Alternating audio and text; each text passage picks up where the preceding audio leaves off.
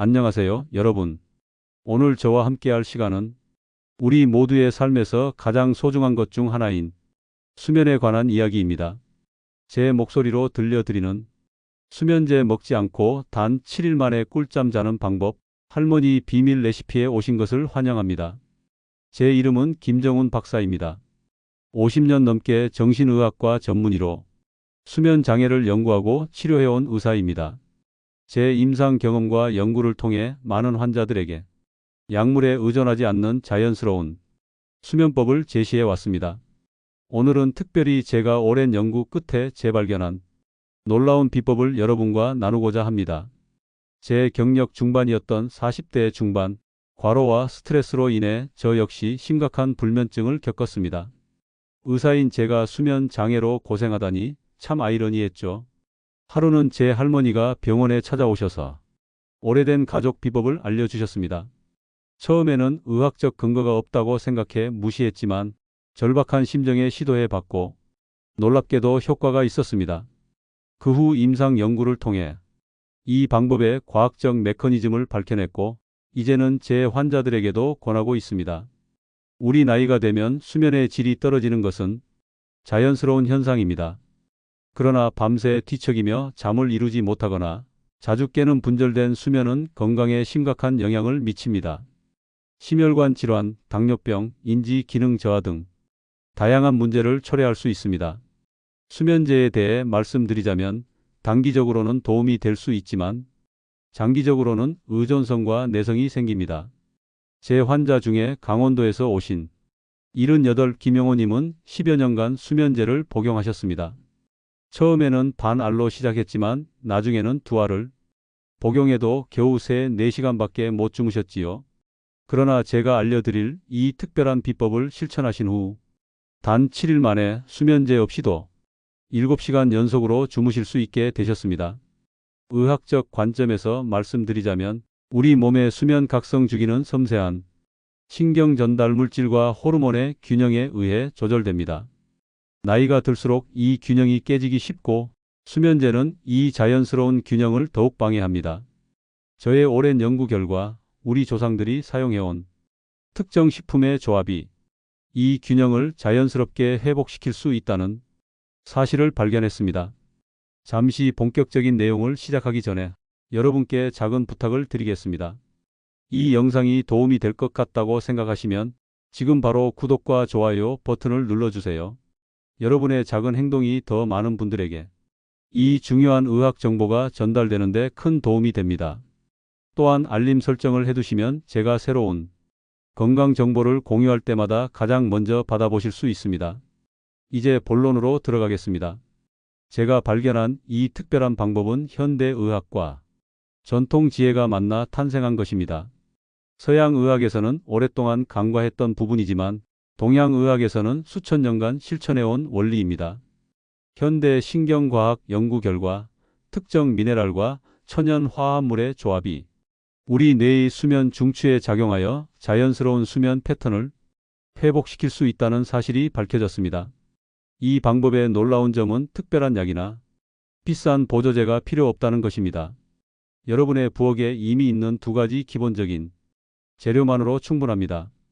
임상시험 결과 이 방법을 7일 연속으로 실천한 참가자의 85%가 수면의 질이 현저히 개선되었다고 보고했습니다. 평균적으로 수면 시간이 1.5시간 증가했고 수면 중 깨는 횟수가 67% 감소했습니다. 제 환자들 중에는 이 방법 덕분에 15년 만에 처음으로 수면제 없이 잠을 잘 수 있게 된 분도 계십니다. 동료 의사들 사이에서도 이 방법의 효과가 점차 인정받고 있으며 최근 의학 저널에도 관련 연구 결과가 발표되었습니다. 7일 동안의 이 요법은 정확히 지켜주셔야 효과를 볼 수 있습니다. 첫날부터 약간의 변화를 느끼실 수 있지만 7일째 되는 날 경험하게 될 변화는 정말 놀라울 것입니다.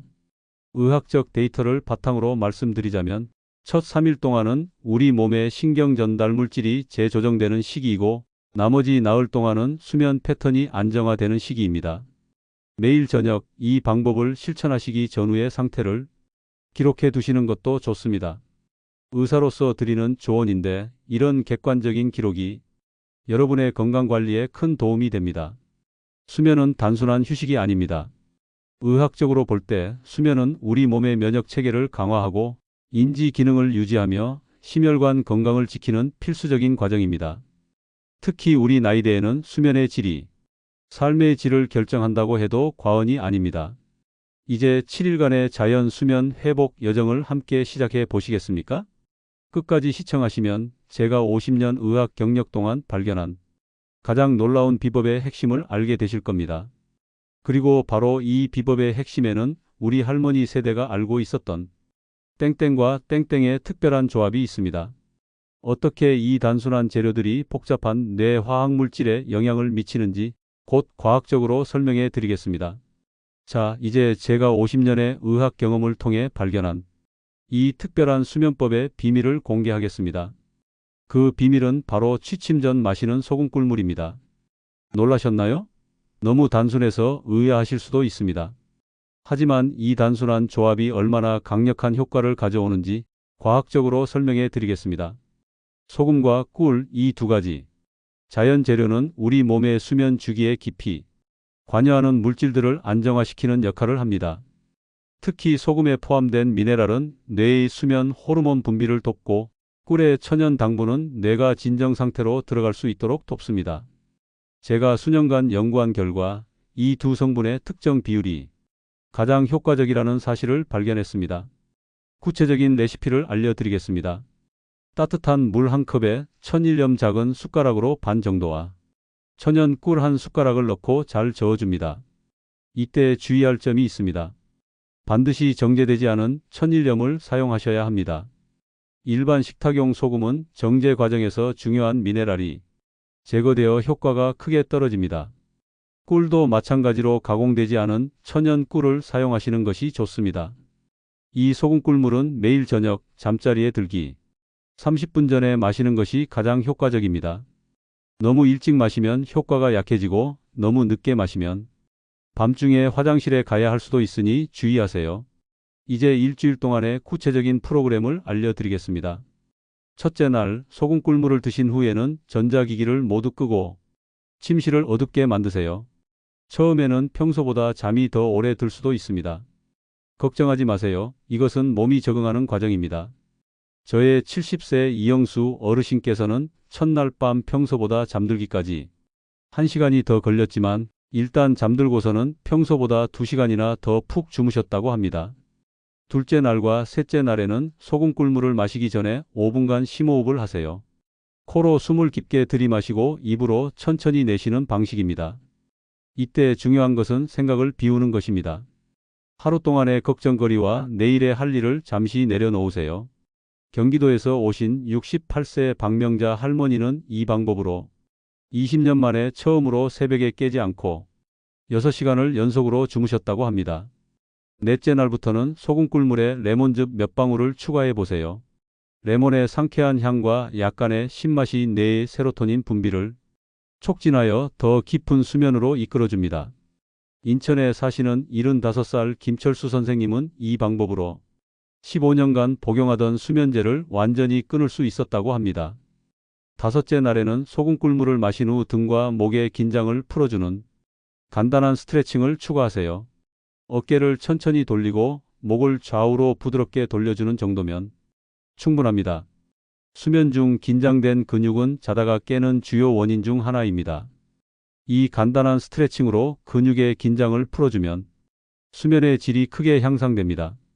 여섯째 날에는 소금 꿀물에 계피가루를 약간 첨가해 보세요. 계피는 혈당 수치를 안정시켜 밤중에 저혈당으로 깨는 현상을 예방합니다. 특히 당뇨가 있으신 분들에게 효과적입니다. 단 계피는 소량만 사용하세요. 작은 숟가락 4분의 1 정도면 충분합니다. 마지막 일곱째 날에는 지금까지의 모든 방법을 종합해서 실천하세요. 소금 꿀물에 레몬즙과 계피를 넣고 마시기 전에 심호흡을 하고 마신 후에는 스트레칭을 합니다. 그리고 잠자리에 들기 직전에 따뜻한 양말을 신어보세요. 발의 온도를 높이면 중심 체온이 떨어지며 수면 호르몬인 멜라토닌 분비가 촉진됩니다.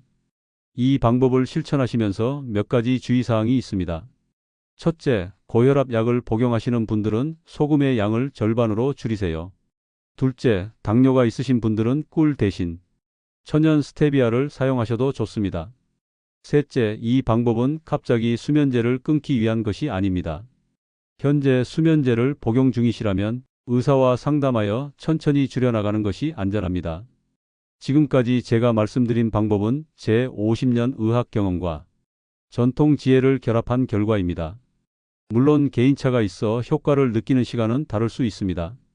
어떤 분들은 이틀 만에 효과를 보기도 하고 어떤 분들은 2주일이 걸리기도 합니다. 중요한 것은 꾸준히 실천하는 것입니다. 마지막으로 소금 꿀물 효과를 극대화하는 생활 습관 3가지를 알려드리겠습니다. 첫째, 매일 같은 시간에 자고 일어나는 규칙적인 수면 습관을 유지하세요. 둘째, 낮에 30분 정도 햇빛을 쬐어주세요.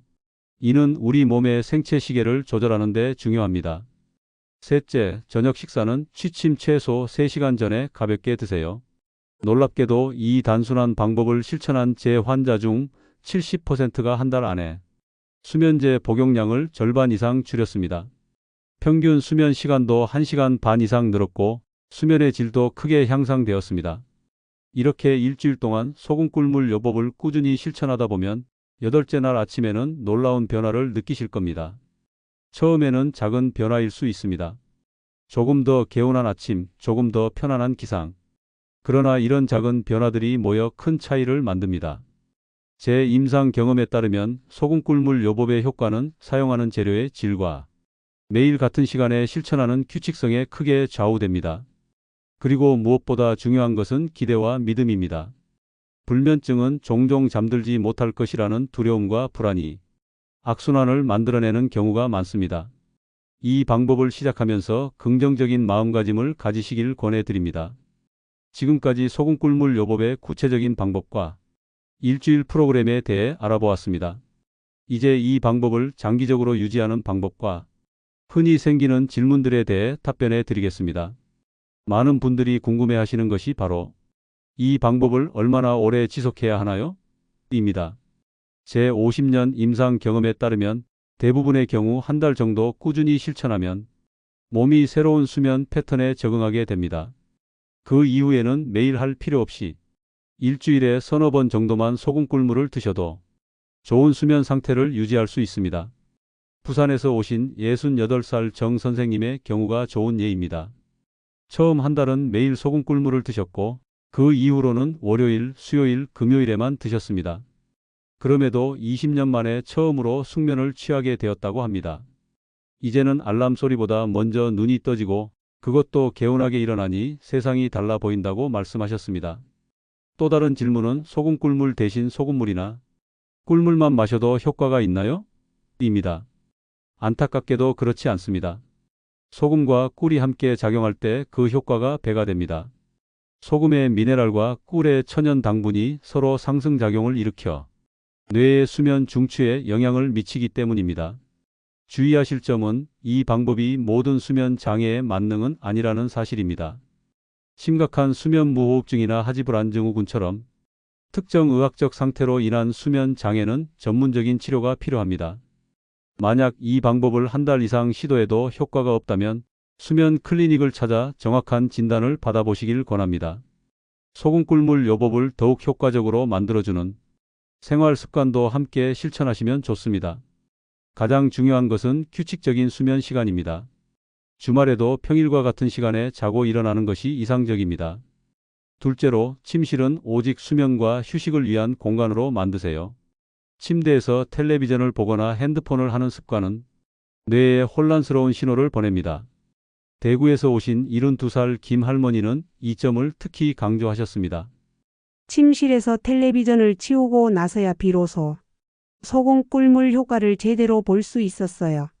전에는 자려고 누워도 자꾸 텔레비전 생각이 나서 잠이 안 왔거든요. 셋째로, 낮 동안의 활동량을 늘리세요. 가벼운 산책이나 체조만으로도 수면의 질이 크게 향상됩니다. 넷째, 저녁 시간에는 카페인과 알코올을 피하세요. 많은 분들이 잠이 잘 온다고 술을 드시지만 알코올은 초기에는 졸음을 유발할 수 있어도 후반부 수면의 질을 크게 떨어뜨립니다. 특히 나이가 드시면 몸이 카페인과 알코올에 더 민감해진다는 사실을 기억하세요. 젊었을 때는 저녁에 커피를 마셔도 잘 잤다고 하더라도 이제는 점심 이후로는 카페인을 피하는 것이 좋습니다. 충청도에서 오신 69살 이 회장님은 평생 저녁 식사 후 커피를 마셨는데 그것만 끊었더니 소금 꿀물 효과가 배로 좋아졌다고 말씀하셨습니다. 다섯째, 취침 1시간 전부터는 블루라이트를 차단하세요. 텔레비전, 핸드폰, 컴퓨터 화면에서 나오는 블루라이트는 수면 호르몬인 멜라토닌 분비를 억제합니다. 가능하다면 이 시간에는 편안한 음악을 듣거나 책을 읽는 것이 좋습니다. 마지막으로 소금 꿀물 방법을 시도하시면서 중요한 것은 인내심입니다. 어떤 분들은 이틀 만에 효과를 보기도 하지만 어떤 분들은 2주일이 지나서야 변화를 느끼기도 합니다. 수면 패턴이 바뀌는 데는 시간이 필요하다는 것을 이해하고 기다려주세요. 수면은 우리 건강이 기초입니다. 특히 우리 나이에는 더욱 그렇습니다. 좋은 수면은 기억력을 지키고 면역력을 높이며 심혈관 건강을 유지하고 당뇨병과 같은 만성질환 관리에도 큰 도움이 됩니다. 이런 중요한 수면을 약물에 의존하지 않고 자연스럽게 개선할 수 있다면 그것은 참으로 값진 일이 아닐까요? 소금 꿀물 요법은 제가 정신의학과 의사로 50년 동안 수많은 환자들을 만나며 발견한 가장 단순하면서도 효과적인 방법입니다. 이 오래된 지혜를 현대의학의 관점에서 재조명하고 여러분과 나눌 수 있어 기쁩니다. 어떠셨나요? 오늘의 이야기가 마음에 드셨나요? 여러분의 질문도 기다리고 있으니 언제든 댓글로 남겨주세요. 나이 들어도 푹 자고 건강하게 사는 비결, 앞으로도 계속해서 나누겠습니다. 오늘도 여러분의 소중한 시간 함께해 주셔서 감사합니다. 이 채널 구독과 좋아요 잊지 마시고 다음 시간에 또 뵙겠습니다. 좋은 꿈 꾸세요. 감사합니다.